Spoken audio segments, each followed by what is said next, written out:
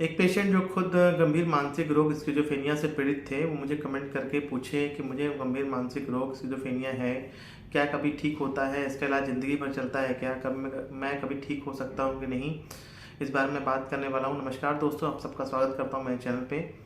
मानसिक रोगों में गंभीर मानसिक रोग एक होता है स्किज़ोफ्रेनिया या साइकोटिक बीमारी जो होती है, जिसमें पेशेंट को शक होता है कि मेरे परिवार वाले खिलाफ है, मेरे साजिश कर रहे हैं, या कानों में उनकी आवाज़ें आ रही होती हैं जिसको हम हेलुसिनेशंस कह रहे होते हैं। अक्सर ऐसा देखा गया इन पेशेंट में इनसाइट बहुत कम होता है या ना के बराबर होता है। कुछ ही पेशेंट्स में इनसाइट होता है, मतलब बीमारी की समझ कि हाँ उनको एक मानसिक रोग है जिसका वो खुद से इलाज लेते हैं।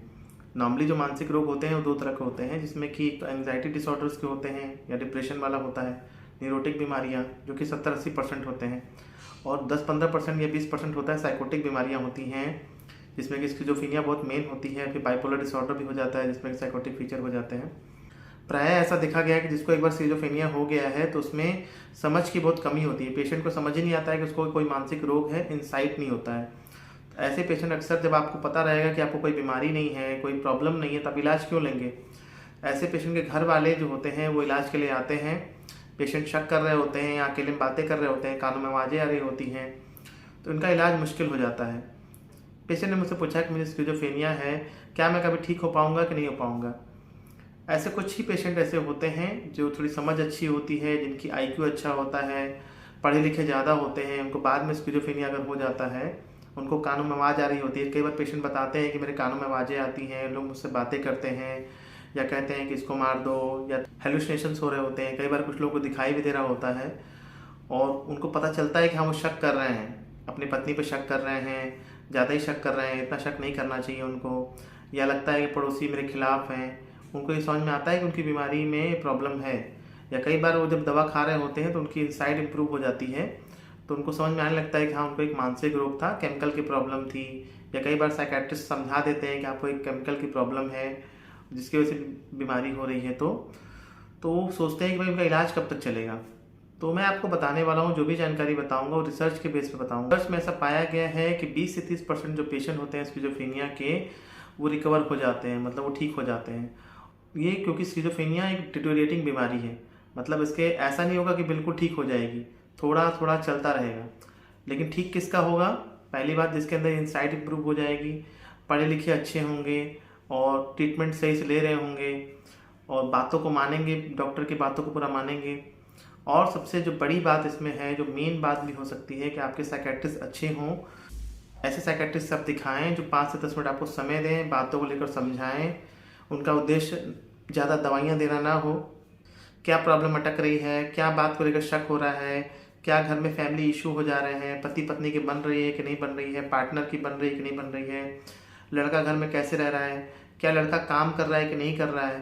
कई बार ऐसा होता है कि पेशेंट का इलाज चल रहा होता है, वो काम ही नहीं कर रहे होते हैं, तो क्या साइकेट्रिस्ट आपसे इस बारे में पूछ रहे हैं, नहीं पूछ रहे हैं, घर वालों को समझा रहे हैं कि नहीं समझा रहे हैं कि भाई इसका इलाज कब तक चलेगा, ये काम कर रहा है कि नहीं कर रहा है, उसका रिपोर्ट देख रहे हैं कि नहीं देख रहे हैं।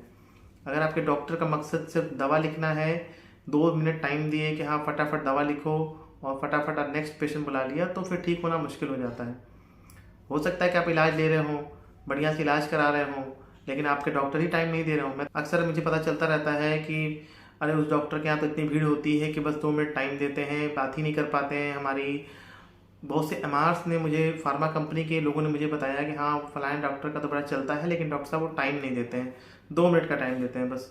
तो ऐसे में पेशेंट कहाँ ठीक हो पाएगा? क्योंकि स्किज़ोफ्रेनिक पेशेंट हो या कोई भी मानसिक रोग का पेशेंट हो, या नॉर्मल पेशेंट भी अगर है, अगर पेशेंट अपनी पूरी बात ही नहीं कर पा रहा है डॉक्टर से, तो संतुष्टि उसको कहाँ मिलेगा? कुछ ना कुछ बातें अटक जाती हैं। दवाइयों से बेनिफिट मिलता है, लेकिन जो कहते हैं ना, कई बार पुराने ज़माने में बोलते थे कि अगर डॉक्टर ने प्यार से बात कर ली, हाथ रख दिया, थोड़ा सा बातें कर ली, तो पेशेंट आधे वैसे ठीक हो जाते हैं। मरीज को ऐसा एहसास होता है कि हाँ डॉक्टर ने मेरी पूरी बात सुनी है। तो ये चीज़ बहुत ज़रूरी होती है कि आपके जो डॉक्टर हैं उनका जो नेचर है एम्पैथेटिक हो।